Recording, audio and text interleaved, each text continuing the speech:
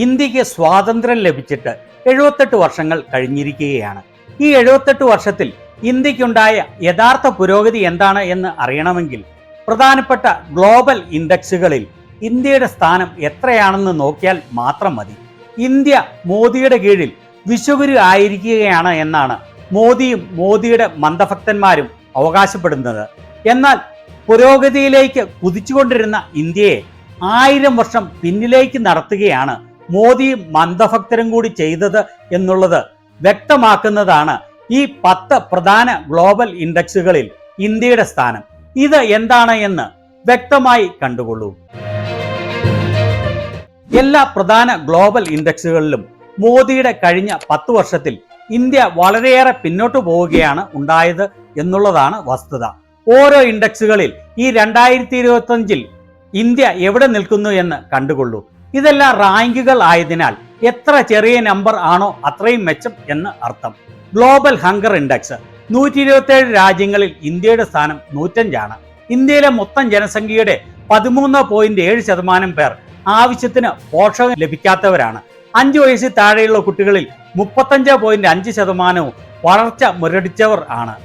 അതായത് ഇന്ത്യയിൽ ഉണ്ടാകുന്ന കുഞ്ഞുങ്ങളിൽ 1/3 അധികവും 5 വയസ്സിനുള്ളിൽ വളർച്ച മുരടിച്ചവർ സ്റ്റണ്ട് ആയി മാറുന്നു. എത്ര ദയനീയമായ സ്ഥിതിയാണ് എന്ന് ഓർക്കണം. ഇങ്ങനെ വളർച്ച മുരടിച്ചവർ എല്ലാ മേഖലകളിലും പിന്നോട്ടു പോകും എന്നുള്ളതാണ് യാഥാർത്ഥ്യം. ഗ്ലോബൽ ഹ്യൂമൻ ഡെവലപ്മെന്റ് ഇൻഡെക്സ് 193 രാജ്യങ്ങളുടെ ഈ പട്ടികയിൽ ഇന്ത്യയുടെ സ്ഥാനം 130 പറയുമ്പോൾ 4ാമത്തെ സാമ്പത്തിക ശക്തിയാണ്. എന്നാൽ എത്ര ദയനീയമാണ് മാനുഷിക വികാസ ഇൻഡെക്സിൽ മോദിയുടെ നോൺ ബയോളജിക്കൽ ഇന്ത്യയുടെ സ്ഥാനം എന്ന് ഓർക്കണം. ജെൻഡർ ഗ്യാപ്പ് ഇൻഡെക്സ്, അതായത് സ്ത്രീ പുരുഷ തുല്യതയിൽ ഇന്ത്യയുടെ സ്ഥാനം എത്രയെന്ന്. 148 രാജ്യങ്ങളിൽ 131 ജെൻഡർ ഗ്യാപ്പ് ഇൻഡെക്സിൽ ഇന്ത്യയുടെ സ്ഥാനം. സ്ത്രീ പുരുഷ സമത്വത്തിൽ ഇന്ത്യയെക്കാളും പിന്നിൽ നിൽക്കുന്നത് ലോകത്തിലെ വെറും 17 രാജ്യങ്ങൾ മാത്രമാണ്.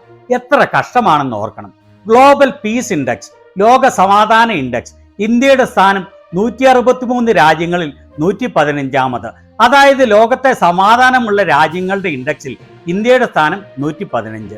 പ്രസ് ഫ്രീഡം ഇൻഡെക്സ്, പത്രസ്വാതന്ത്ര്യത്തിൽ 180 രാജ്യങ്ങളിൽ ജനാധിപത്യ രാജ്യം എന്ന് പറയുന്ന ഇന്ത്യയുടെ സ്ഥാനം 151 എന്ന വളരെ ദയനീയ സ്ഥിതിയിൽ. കറപ്ഷൻ പെർസെപ്ഷൻ ഇൻഡെക്സ്, 180 രാജ്യങ്ങളുടെ പട്ടികയിൽ വിശ്വഗുരുവിന്റെ നോൺ ബയോളജിക്കൽ ഇന്ത്യയുടെ സ്ഥാനം വെറും 96. ഓർക്കണം, 4ാമത്തെ സാമ്പത്തിക ശക്തിയാണ് എന്ന് പറയുന്ന ഇന്ത്യയിൽ എത്രത്തോളം അഴിമതിയാണ് ഉള്ളത് എന്ന്. അഴിമതി തുടച്ചു നീക്കി എന്ന് അവകാശപ്പെടുന്ന രാജ്യത്തിന്റെ അഴിമതി ഇൻഡെക്സിലുള്ള സ്ഥാനം വളരെ ദയനീയമെന്ന് പറയാതെ വയ്യ. വേൾഡ് ഹാപ്പിനെസ് ഇൻഡെക്സ് 147 രാജ്യങ്ങളിൽ 118 ഇതിൽ ഇന്ത്യയുടെ സ്ഥാനം.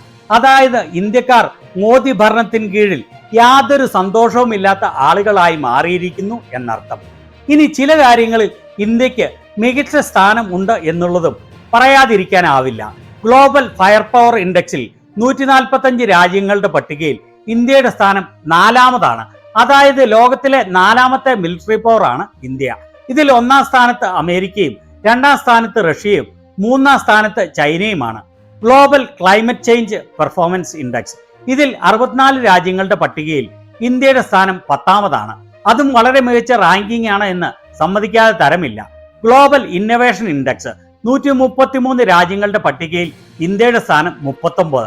ഇത് അത്ര മികച്ച ഒരു സ്ഥാനമല്ല എങ്കിലും താരതമ്യേന ഭേദമാണ് എന്ന് സമ്മതിക്കേണ്ടി വരും. എന്നാലും ലോകത്തെ 4ാമത്തെ സാമ്പത്തിക ശക്തിയായ ഇന്ത്യയുടെ ഇന്നൊവേഷൻ ഇൻഡെക്സ് വെറും 39 എന്നുള്ളത് അത്ര വലിയ കാര്യമല്ല എന്നും പറയേണ്ടി വരും. ഈ മെച്ചപ്പെട്ട റാങ്കിംഗ് ഉള്ള മേഖലകളിലും മോദിയുടെ കീഴിൽ രാജ്യം പിന്നോട്ട് പോവുകയാണ് ചെയ്തത് എന്നുള്ളതും വസ്തുതയാണ്. ഗ്ലോബൽ മിലിറ്ററി പവർ ഇൻഡെക്സിൽ 2014-ലും ഇന്ത്യയുടെ സ്ഥാനം 4ാമതായിരുന്നു. വളരെയേറെ വർഷങ്ങളായി ഇന്ത്യ മിലിറ്ററി പവറിൽ 4ാമത്തെ മികച്ച രാജ്യം തന്നെയായിരുന്നു. ചുരുക്കി പറഞ്ഞാൽ ഏതാണ്ട് എല്ലാ മേഖലകളിലും മോദിയുടെ 10 വർഷത്തിലധികമായുള്ള ഭരണം രാജ്യത്തെ പരിപൂർണമായി പിന്നോട്ട് അടിച്ചിരിക്കുകയാണ് എന്നുള്ളതാണ് വാസ്തവം. ലോകത്തെ 4ാമത്തെ സാമ്പത്തിക ശക്തിയായ, ലോകത്തെ ഏറ്റവും ജനസംഖ്യയുള്ള രാജ്യത്തിന്റെ ഗതികേട് ഓർക്കേണ്ടത് തന്നെയാണ്. കാലം മുന്നോട്ട് പോകുന്തോറും ഇത്തരം കാര്യങ്ങളിൽ രാജ്യം മുന്നോട്ട് പോകേണ്ടതാണ്. എന്നാൽ മറിച്ചാണ് സംഭവിച്ചുകൊണ്ടിരിക്കുന്നത്. പറയുന്നത് നേരെ വിപരീതമാണെങ്കിലും ഇതിനെക്കുറിച്ച് നിങ്ങളുടെ അഭിപ്രായം എന്താണ്?